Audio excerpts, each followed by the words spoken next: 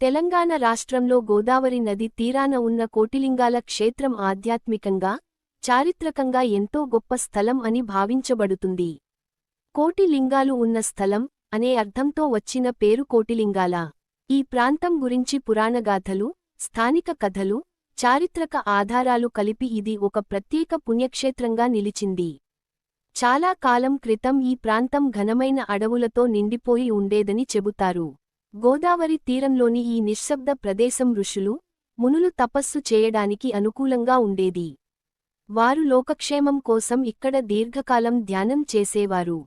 ఒకసారి అనేక మహర్షులు కలిసి పరమశివుని దర్శనం పొందాలని సంకల్పించారు. ప్రతి మహర్షి తన భక్తికి గుర్తుగా ఒక శివలింగాన్ని ప్రతిష్ఠించాడు.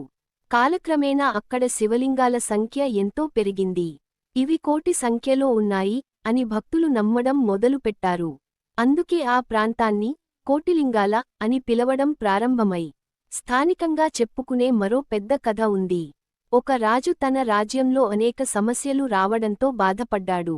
వర్షాలు సరిగ్గా పడకపోవడం, ప్రజల్లో